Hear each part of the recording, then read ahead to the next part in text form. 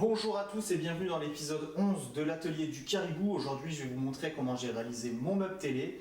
On commence tout de suite avec la réalisation du cadre de ce meuble télé, tout de suite après le jingle. Everything you're fighting for.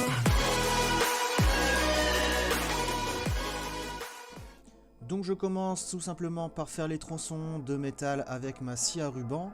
Donc je prends les mesures et je coupe à longueur en vérifiant bien. Donc pour ça j'utilise la scie à ruban Femi qui est une super machine, j'ai pas encore fait le test. Mais bon, c'est vraiment génial comme machine. J'utilise de l'huile de coupe pour éviter de chauffer trop la pièce. Et puis ensuite je vais pouvoir commencer à souder. Pour le soudage, je pointe, j'utilise mes petites équerres magnétiques. Une fois que tout est en position, je bride avec les serre-joints et je fais les cordons de soudure. Donc une fois que mes cordons de soudure, c'est toujours le même truc, hein, j'utilise la meuleuse, un disque à lamelle et je nettoie les soudures. Alors on est le lendemain, j'ai fini le cadre du meuble télé qu'il y avait à faire. Donc là aujourd'hui je vais me concentrer sur tous les découpes d'acier au niveau des pieds, d'accord, et des encadrements. Pour faire les découpes en série, j'ai utilisé une petite butée, ce qui va me permettre d'être un peu plus rapide, un peu plus précis. Donc on va essayer de faire ça tout du moins ce matin. Je pense que ça va aller plus ou moins vite. De toute façon j'avais plus d'acier, donc j'ai été obligé d'en rechercher. Les prix de l'acier ont vraiment beaucoup augmenté. Faut savoir que cette barre là je la payais 10 € moins cher avant. C'est vrai qu'en ce moment ça devient compliqué. Voilà, c'était la petite parenthèse. Donc on va commencer à faire ça et puis après on verra pour souder tous les pieds au cadre. Allez, c'est parti.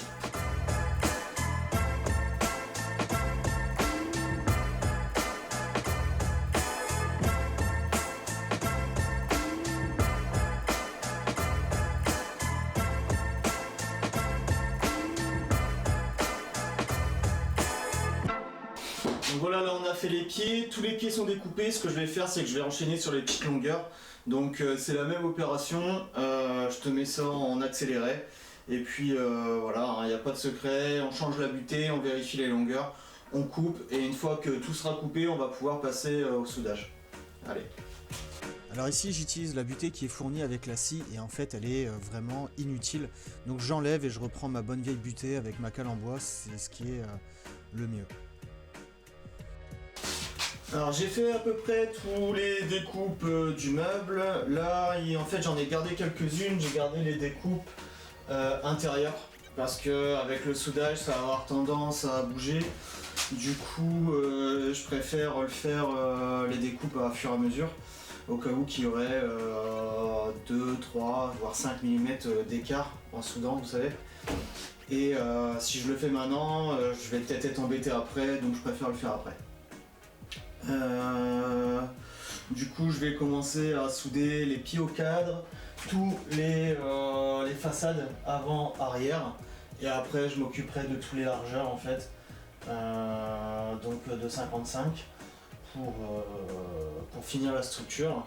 Et une fois que ça se sera fait, faudra passer aux planches, et pour ça il faudra faire les plateaux et puis y aller. Là il fait très froid dans l'atelier, c'est quand même assez dur de bosser. Donc j'espère que ça va réchauffer un peu la pièce avec la soudure. Allez.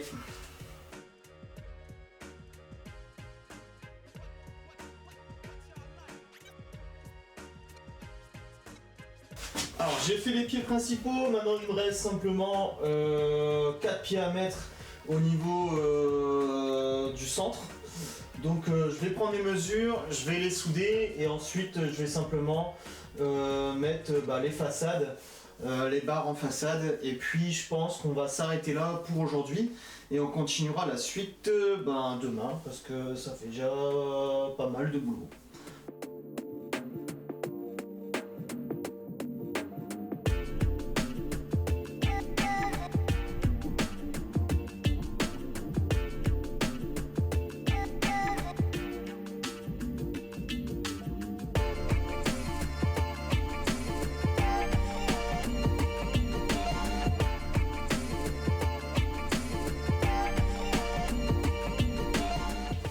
Donc bon, là j'ai pointé une partie des renforts, ça a été un peu long parce que il y en a pas mal.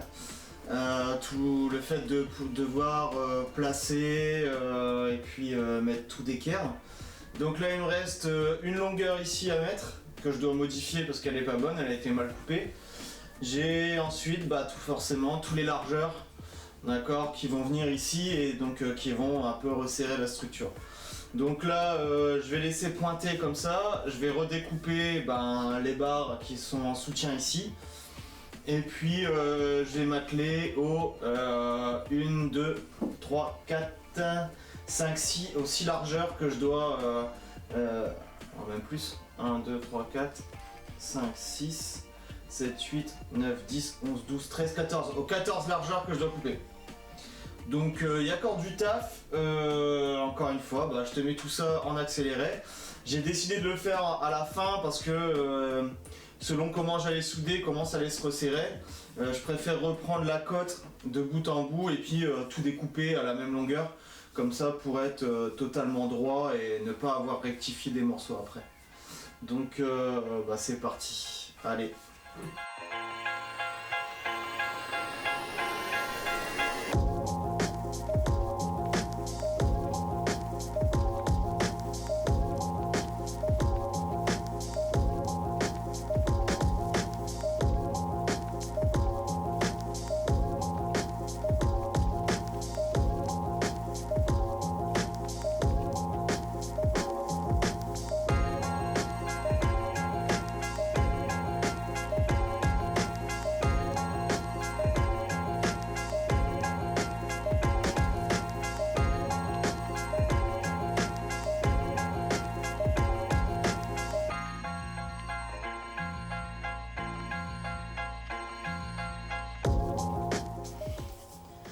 Alors, j'ai fini la plupart des soudures.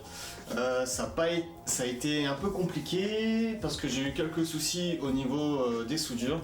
Le fait est que j'avais plus de baguettes de 2 mm de diamètre 2, il me restait que de la 1,6 et de la 2,5. Et le souci est que, je pense, mon poste à souder n'a seulement que 2 positions. Je peux pas régler l'ampérage du poste à souder. Donc tu vois ici, c'est ce modèle là.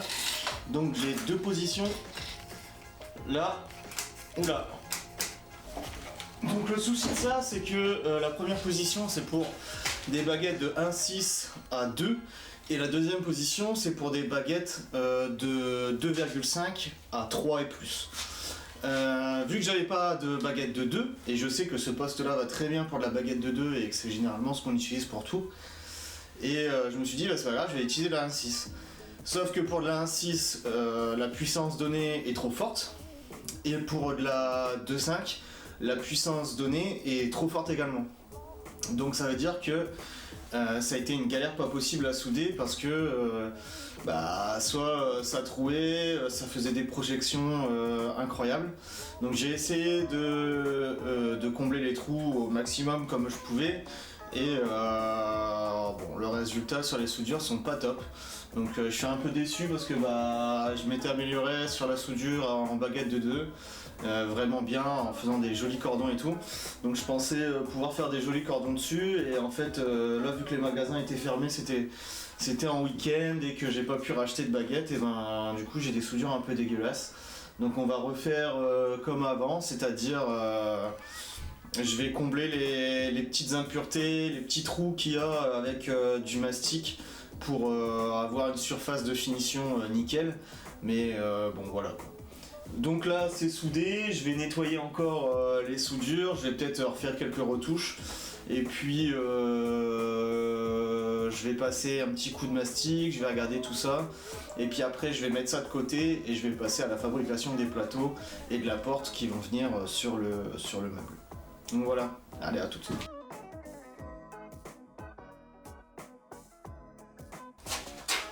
Donc là en fait je fais les marques et je mets les marques sur les 2 planches et je vais venir lameller ici au niveau des 4 marques que je viens de faire. Alors quand tu fais tes marques, tu essayes de pas tomber dans les joints de colle et tu lamelles normalement. Je te montrerai. Tiens, ici je fais mes marques sur les 2 planches pour pouvoir lameller avec ma lamelleuse ici. Donc ça va faire une espèce de biscuit comme ça en demi-lune qui va venir au milieu. Là j'en ai mis 4. Bon, c'est juste une planche qui va venir en bas, donc même si, tu vois, elle est pas bien plane, celle-là ça va un peu mieux, mais celle-là, ce que je vais faire, c'est que je vais bien l'appuyer comme ça au collage. Et honnêtement, pour une planche qui va venir en dessous, ça fera largement l'affaire. Je pense que des fois, faut pas trop se prendre la tête non plus, hein. Je vais bien la plaquer et puis ça ira très bien. J'ai fini l'assemblage et la découpe de toutes les planches, donc maintenant je passe la ponceuse orbitale pour avoir un état de surface propre et je vais ensuite appliquer de l'huile de lin afin d'avoir une finition sur mes planches et pouvoir les positionner dans le meuble. Petit point sur le meuble, alors très compliqué, beaucoup de temps ce meuble parce qu'il y a beaucoup de choses à faire. J'ai installé les petites vis qui permettent de tenir les planches. En fait j'ai beaucoup de soucis, donc on est 3 au 4e jour. Alors en gros j'avais décidé, je montre là plutôt, voilà. Donc j'avais décidé de mettre des boulons comme ça pour faire tenir les planches en dessous. Donc j'ai percé, ensuite j'ai pris un forer auto-taraudé et tu viens insérer le boulon. Et je me suis dit comme ça c'est nickel, ça m'évite de souder des équerres ou de mettre une barre traversante. Ce qui m'aurait coûté un peu cher de racheter un plat pour pouvoir mettre un support. Du coup l'idée me paraissait bien.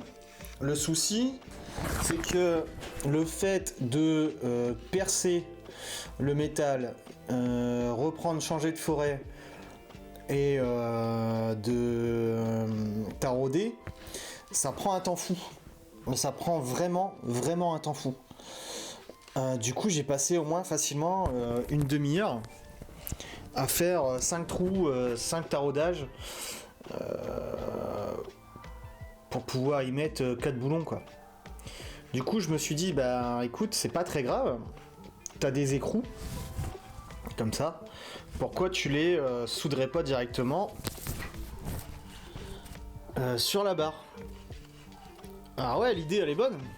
Le problème c'est que c'est le maintien de l'écrou lors du soudage.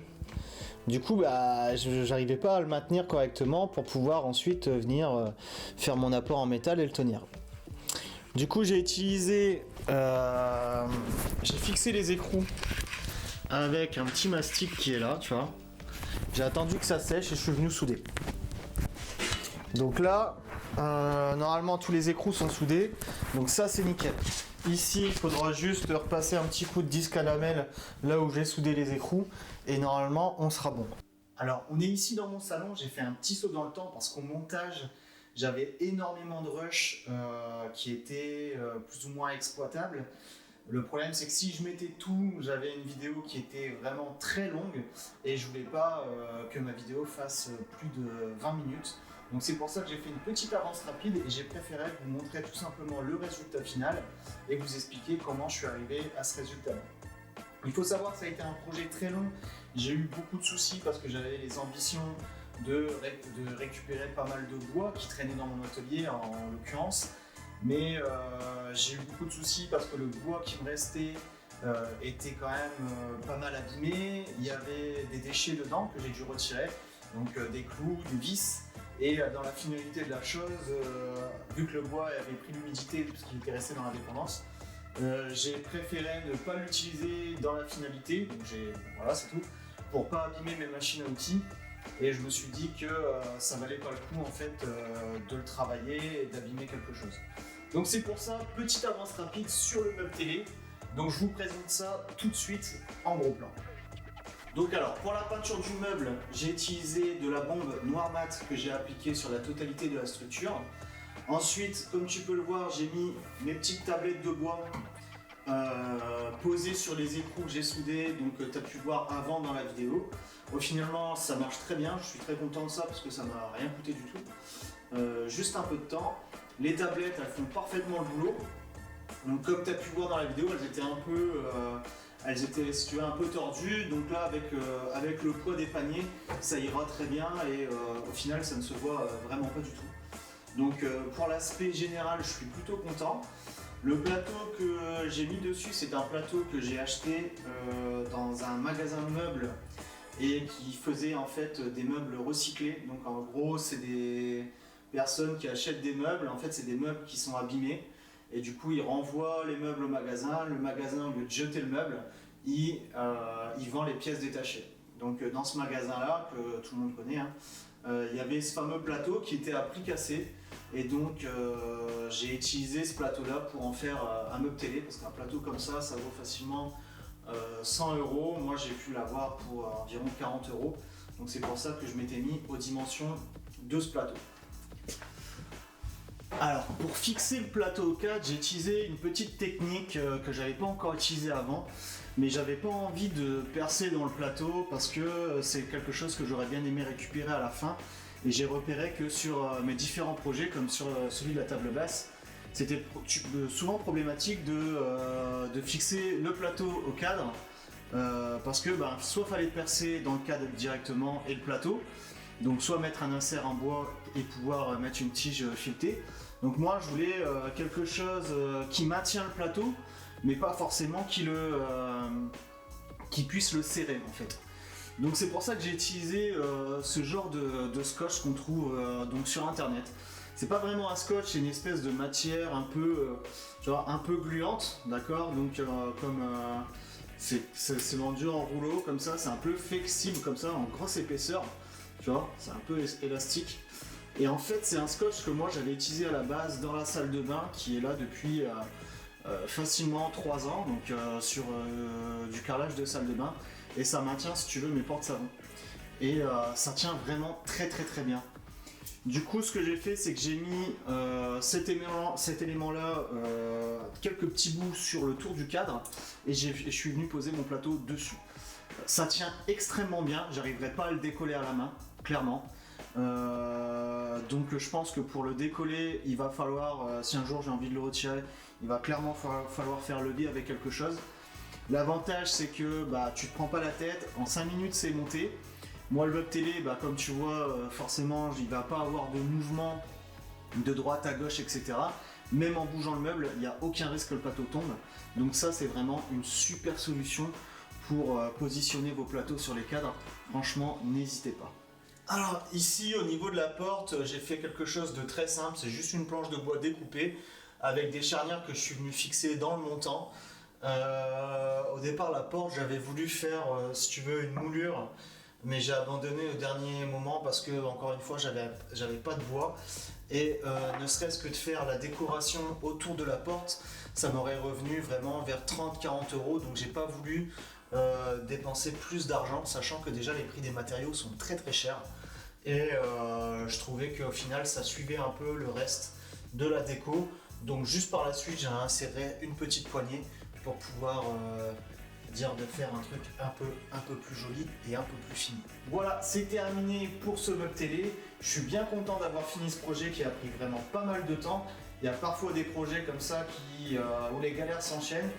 Bon voilà, c'est tout, faut prendre sur soi, prendre le temps de faire les choses, trouver des solutions pour avancer rapidement et ne pas mettre de côté. En tout cas c'est tout, moi ça a été un super projet pour moi, même si il a pris du temps. Je suis quand même très satisfait du résultat parce que ça va très bien dans mon salon et je trouve que finalement le rendu est vraiment pas mal. J'espère que toi aussi tu as aimé cette vidéo, j'ai essayé de condenser au maximum. Je te souhaite de bonnes fêtes de fin d'année. Donc comme d'habitude, si tu as des questions, vu que j'ai raccourci un peu les rushs, n'hésite pas à aller en commentaire pour me poser des questions ou quoi que ce soit. Et puis n'oublie pas d'être curieux et je te souhaite un bon visionnage.